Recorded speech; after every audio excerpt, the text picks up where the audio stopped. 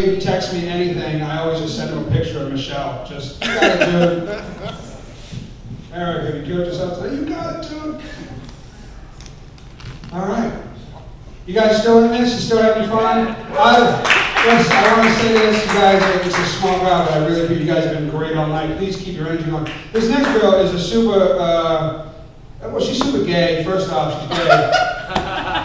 And I can say that because I've been trying to fuck her for like 6 months and she just won't do it. And I don't think she's not fucking me because she's gay, which hurts my feelings. I think she's just not fucking me because I'm hideous. But, and she's heard stories about things I pee on a girl. It's just weird. Have I made this visually weird for you, MiMi, yet? Have I? No, just gonna keep talking about how, yeah. So I call her every night at 3:13 just for that consistency, you know what I mean?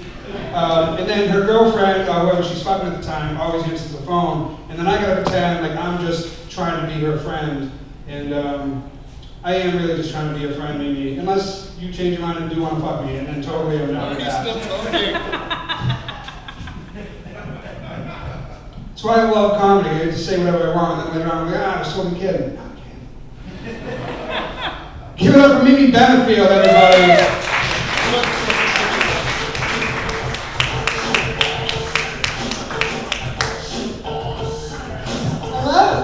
How is everyone? Woo! He's right, I'm a homo. I'm not really black either, I'm just supportive.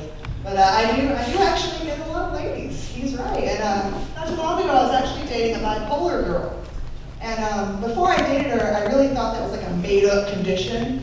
And but after dating her, I realized that, yeah, that's real. It's real. Because 1 minute, she would be like the sweetest, most caring girl. And then the next 23 hours and 59 minutes of the day, total bitch. Just horrible. But no, I finally found the perfect girl. I found my soulmate. I am in a healthy, monogamous relationship. It's with myself, right here. And I've never been more sexually satisfied. I'm so happy. I'm not kidding. I've actually set up mirrors in every room in my apartment. And whenever I walk into a room, I'll see one, and it'll just be like, oh, hey. You're so bad, stop it. Right now? It's daylight out. Oh, okay. And then 45 seconds later, I'm on with my day. Best relationship ever, hands down. But no, I come from a small town, Statesville. You've probably never heard of it, it's kind of pathetic. But I've learned, it's kind of narrow-minded out there, and I've learned that when I go to a bar or a club and a guy hits on me, it's wise to not tell him I'm a lesbian. Because the guys out there, they tend to make the same comments, they tend to ask the same questions, and usually it starts with the obvious one, is like, oh, you're a lesbian? Can I watch? You're like, oh yeah, I asked her about the watch, because you're a lesbian. No one ever says yes to that, so please just stop, we don't like it. And then the next comment is, well, lesbians, I mean, like, how do y'all even do it? It doesn't work. How do you guys even do it? And well, lesbian sex is a lot like lesbian porn. It's almost dead on, actually. Because what we do is we get a cheerleader's outfit or a nurse's uniform, whatever's handy, and we make out for about 20 minutes while moaning very loudly. And then we just scissors to completion. Lesbian porn's dead on. It's exactly like that. And a lot of times I get the guys that are like, well, maybe you just ain't found the right dick yet. And it's funny that they mention that because actually recently I just did find the right dick. It was on sale. And it's bright pink, just like my girlfriend's vagina. And you know how much I say so too much. And every time a toy gets brought up, it always is like, well, I don't understand why two girls would use a dildo or a strap-on rather than just being with a real man. And that's actually a three-part answer. One, men don't have breasts. Well, some of them do, but they're hairy and they lay on top of a really big gut. And I'm just not feeling pregnant gorillas. That's just not my style. Whatever floats your boat, I'm cool with it. And two, men don't have vaginas. I don't know if you guys know a lot about lesbians, but that's kind of a big requirement. That's an attribute that I respect in a woman. And then three, I have yet to meet a man that would let me fuck him with a strap on. But if and when, I'll be straight that day. It's a lot of fun. It really is. I know what you're all thinking. It's true. I used to go to Christian school. It's obvious, I know. And while I was there, I became obsessed with what heaven was like. And I would always ask my teachers, and they gave me the obvious answers, like, oh, heaven is paradise. all the angels live.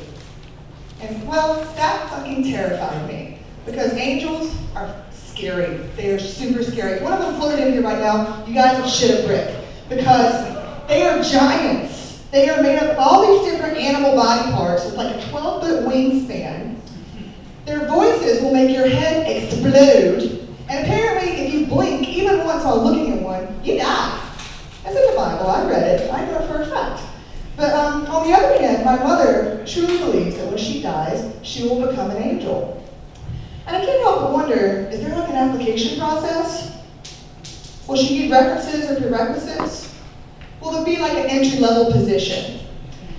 And if so, will there be like a hazing process, you know, like seniors versus freshmen? Or better yet, like in the game, when you want to join, you gotta get beat in, like blood in, blood out. But with angels? I don't know. So now, at my mother's funeral, I'm not only going to be sad that she's dead, but I'm also going to be really worried that there's like a bunch of gangbanger angels beating the shit out of her, and there's nothing I can do about it because I'm going to hell. Because gay people go to hell. I learned it in Christian school. And I don't know if you guys remember, there was a pastor from North Carolina that recently got some publicity. He had a sermon he did on homosexuality. It went viral on YouTube. It was all over CNN and Fox News. And it went on something like, homosexuality is an abomination. It's an abomination. When you take all the queers and lesbians and put them in electrified fences, we can fly food over and drop it in. And after a few years, they'll all die off. Because homosexuals can't reproduce. Answer to all our prayers. And I would love to just have a sit down with this gentleman and explain to him that my parents are not homosexuals. Because gay people don't come from other gay people.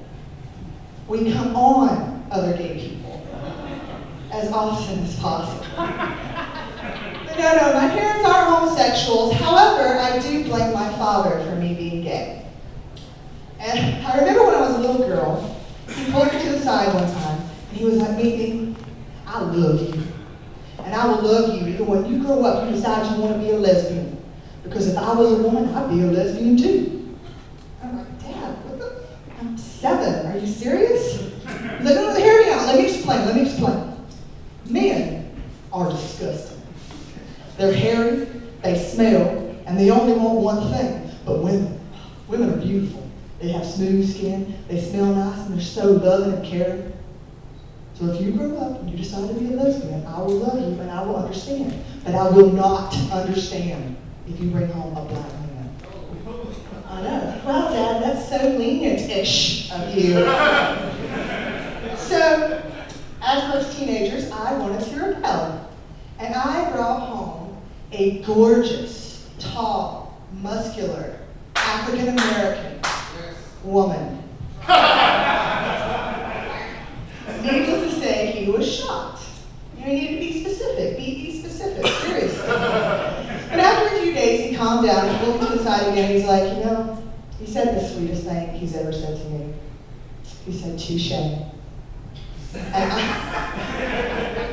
it's true, actually. And I knew right then that I had made my father proud. Finally. But I wonder how proud he would have been had he known that she was actually a stripper. I said she was muscular. She was a brick house. Oh, sexy. God, I miss her. And a lot of people used to ask me, is it hard for you to respect her since she's a stripper? Do you find it hard? And I'm like, who wouldn't respect somebody wearing a full-body, crotchless fishnet stocking? I respected her. I respected her all night long. It was just respect, just respect. Respect. Respect. Respect. Respect. Respect. Oh my God, that's embarrassing. I'm sorry. I went somewhere else for a second there. All right, well, I'm going to end on that one.